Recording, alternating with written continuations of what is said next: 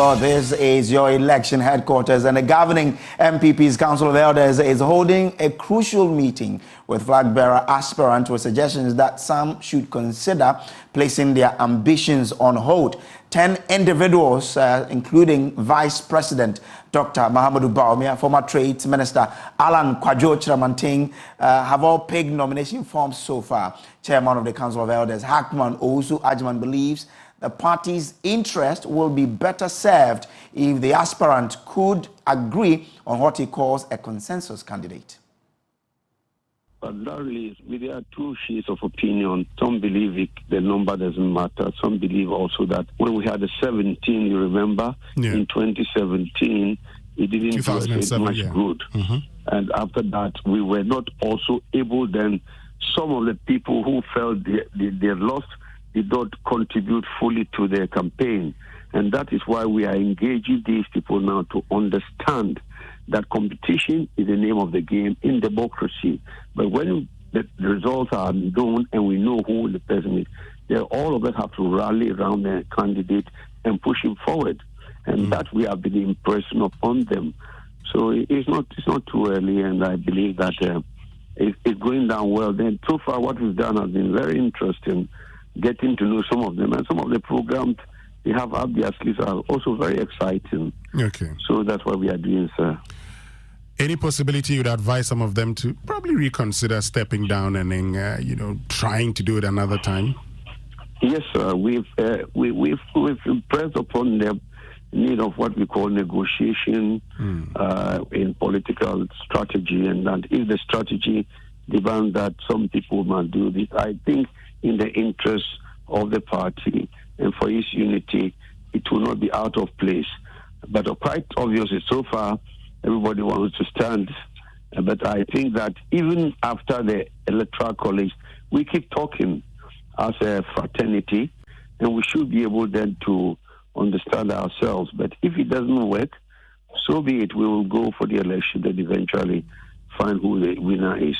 For my personal view, I think that if we can look at the issue of getting a consensus candidate, it will help us tremendously. But of course, in democracy, nothing is perfect, and everybody has his rights. And so what we have to ensure is that we have a free, fair, and transparent elections without any intimidation, without anybody feeling that he's intimidated. And when we do that, we think we'll be able to eventually get everybody on board. Of course, there's the undertaking they will have to undertake in the documentation that they have to submit to us, to the elections committee. We're telling them they are undertaking to do everything within the rules, within the boundaries of the rules of the game, and also make sure that they don't, it's devoid of insults and everything. There's decorum in the whole process. You have an idea who that consensus candidate could be? No, sir. I can't. At this moment, I can't. But I think the way I see it, honestly, it will be difficult to get a consensus candidate because everybody comes in and everybody thinks that he is winning. I think this is the duty of democracy. Everybody thinks they win. If they get a 0.001%, they come and before the election they think they win. So it will be very difficult. And I cannot hazard a guess at all as to who the consensus candidate will be. But I think if it does happen, then it will be lie in the bosom of the party, some of them, to look at it. But it's very difficult. So I think it's becoming chasing some stars which we might not get. But I wish we could get a consensus candidate, and then we would have had it that way. This on a lighter note. When you were also contesting at the time, did you feel that you were going to win? Yes, I mean, that's why it's John of blessed memory, rest in peace, said, fear delegates. They give you the impression that you are the one and the only one who are going to win, and then at the end of the day, it turns out to be something else. Okay. I think it's a matter of popularity, really, and also of competence. I mean, the two fused together. And I believe that I thought I would win, But as it turned out to be, that was not to be. But as I said, in democracy, some win, some lose. And then I think that the record of this government would play, and then we should better. Agenda 2024 should see the NPP winning more seats. And what we did wrong, we are going to do right this time. If we don't learn from lessons of history, because we dropped from 169 to 137, it was traumatic. So who are the people in this race so far? I already told you that there are 10 people in this race. Let's share with you details of the people who are already in the race. We've tried to do a profile of all of these people. We'll bring that to you shortly. But joining us now is Dr. Prince Sodoke Amozu, spokesperson for Honorable Dr. Owusu Efriye Akoto, presidential flag bearer aspirant of the NPP. Doc, I'm grateful that you could join us here. Now, you heard the chairman of the Council of Elders there. First of all, how is the issue of a consensus candidate coming to you and your camp? How do you really take it? Good afternoon, and grateful for the opportunity regards to all our great listeners. I must say that the chairman of the Council of Elders is made a point continually and is in good stead. We do not have any challenge at all about workability of all the people that are contesting, because we believe that we are from the same family. Whichever of us emerges the flag bearer of the party, we should be able to build consensus and move forward to break the 8 in 2024. Okay. In fact, this is one of the reasons a lot of the delegates, this keeps coming up, that sometimes you have to also pitch with a candidate that has the capacity to bring people together after such a primary. And that is why many people are saying that Dr. Owusu Efriye Akoto, a man that has less baggage, is a man that has strong intellectual and professional, capacity, and also have demonstrated ability to work with all, is preferred candidate for this particular moment of our crisis. If you listen to Mr. Hackman Osu-Agyemang, if your candidate should be spoken to say, give up for a consensus candidate other than him to run, will he accept it? He's the supposed consensus candidate. So I'll be surprised that rather come to him, rather. Because if you look around and look at the people that are showed interest, he stands very tall. But let's just assume it is not him. Is he willing to then step down for that consensus candidate to go? That is the assumption I've just raised your doubt about. Yeah, I get it. That you think that the consensus candidate is him, and I'm just asking that let's assume that it is not him, it is someone else. Will he accept this? At that point, I think when we get to speak with him himself. But if you ask me, he's a consensus candidate that the people are saying. But you do accept that there should be a consensus candidate? The people will choose this consensus candidate in the election. In the November, for people of the NPP delegates have the opportunity to choose a candidate that they believe can bring the party together after the primary. And that is the one you are talking and referring to as a consensus candidate. That is the one they want, because they don't want to bring somebody who will make it so difficult, to break the 8. So this is one of the biggest considerations of the delegates as we've gone around the country. This is how we are picking the signals. Okay. But you agree that if it can't, there should be a consensus candidate so that you don't have to waste a lot of time and resources conducting primaries?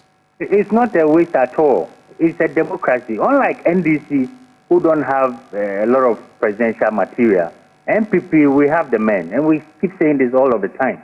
Look at the cadre and caliber of people who are expressing interest. None of them is unqualified. These are well-groomed people that have capacity to lead this country. But we are in a particular moment now in our country, and you and I know that our biggest challenge is the economy. This is why Dr. Owusu Efriye Akoto has proposed a solution to this, And that's why I'm telling you that people are looking at it, the delegates, and they are the ones going to choose the candidate that will make it easy for us to break the 8. Okay. And they find this candidate in Dr. Uzo Akoto. You mentioned that they shouldn't pick a candidate that would make it very difficult for you to break the 8. Who amongst the candidates will probably make it difficult for you to break the 8 if he or he is chosen for now? The delegates know these things, and I have confidence that they will choose the person that gives us the least baggage, the person that gives us the least trouble to be able to break the 8. Breaking the 8 is become so because this is going to be our first time in the First Republic for any party to be able to go to a third term in our country. That is why this has become a big significant for any conversation as we are having now. And the delegates in NPP are well aware that it's not an easy task. It's not sloganeering. It really has to do with work. This is why the conversation is going more into those that have the vision to put forward so that we can all discuss it and analyze it and see who has the capacity to break the 8. This is who the delegates are going to choose. This is for them to choose. And this is the democracy of our time. Now, how is the camp seeing the numbers after picking up forms? We are expectant of more people picking the forms because we know NPP have the people that are willing to serve our country, Ghana, people that are willing to serve our party. So that is no surprise at all. But as we have said, we have been on the ground for a while, and the delegates are speaking to us, and they give us the encouragement and confidence, particularly the farmers and also friends and the delegates and people that went to pick the form for Honorable Dr. Uzo Akoto. When he spoke to them and said, look, what you have done has put confidence to me, and I'm humbled by this action that you have taken, and I'm going to make sure I do a strong campaign so I do not disappoint you and make your hope come true. If you follow the chairman's statement very well, it looks as though they want to meet the candidate to get some of you to then step, or some of them to give up their ambitions and support, the consensus candidate. So it won't even come to a primaries. It's a decision that will be taken in the boardroom. Is this the form that you support? There's no challenge or difficulty about people in the political situation, people coming together to make some agreement. But like I've told you, the NPP, if you look at our tradition in this Fourth Republic, this type of conversation, as Chairman himself alluded to, it will be very difficult at this time because there's some serious matters on the table, and we need to make sure that we get a very competent person, a person that has the capacity to take us off the crumbs of the IMF. This is the kind of conversation we are having, and so it will be very difficult for anybody to say, oh, everybody step aside and let one person go. And who is that one person? When you ask Chairman said that it's difficult for him to tell you. But I'm able to tell you because I know what the delegates are saying. Okay. They are looking out for Honorable Dr. Uzo Akoto. All right. And how's the campaign going so far? Very well. The message of Dr. Akoto is very strongly being related to by the people. And he is saying that, look, let us use agriculture to lift Ghana out of poverty and assure ourselves of not only food and nutrition security, but also to generate the necessary resources for the development of the other sectors, including industry, health, education, and infrastructure in the medium to long term. This is the gist of his vision, and the people are really, really impressed about it, and they are with him. Majority of the delegates are farmers, and they can relate with this very easily. But so how would you answer the question of these same farmers saying that, well, during his tenure, a lot of things that we were expecting didn't happen? The subsidized cocoa later on became a bit problematic. How would you address these concerns that some of these farmers have been pushing up? To be frank with you, in a situation as we find ourselves, many people hold diverse views, and it's okay for people to hold diverse views. But the evidence does not tell the type of things we hear some people say. Okay. But majority of the people, if you ask them, they will tell you how the sector grew. Even the statistical service is saying, look, the biggest growth of our Fourth Republic for agriculture is 8.4, and that happened under the watch of Honorable Dr. Usefri Akoto, and the evidence is there. Okay. Crop by crop, sector to sector, you can do the analysis. Even when you talk about inflation and all that, you look at agric inflation is the minimum. So these are the conversations we are talking. But for me, when we are doing this type of conversation, you should look at the data and the evidence. Okay, all right. Grateful to you. So the thing is that you don't accept the boardroom arrangement. You should go to the electorate for them to decide, right? It's also useful for us to say that, as the chairman himself has said, it's difficult for him to tell you who is this candidate. And I am happy to tell you that this consensus candidate is Honorable Dr. Usefri Akoto. Okay. And then if they continue this way and the others give in and give him the support, why not? We'd all be happy to have it that way. Thank you. I'm grateful to you there. So that is by way of the discussion around a consensus candidate for the NPP. We'll keep an eye on how this one pans out. But two other stories. Paris Chapel's apostle, I think Bishop Janasari, has been given 14 days to appear before Nogopo traditional leaders. Should he honor the invitation? We'll speak to a man of God about this. But we would like to hear from you. 0244-638-629. What do you think? Should he honor the invitation or should he not? Stay with us. We'll be back with more.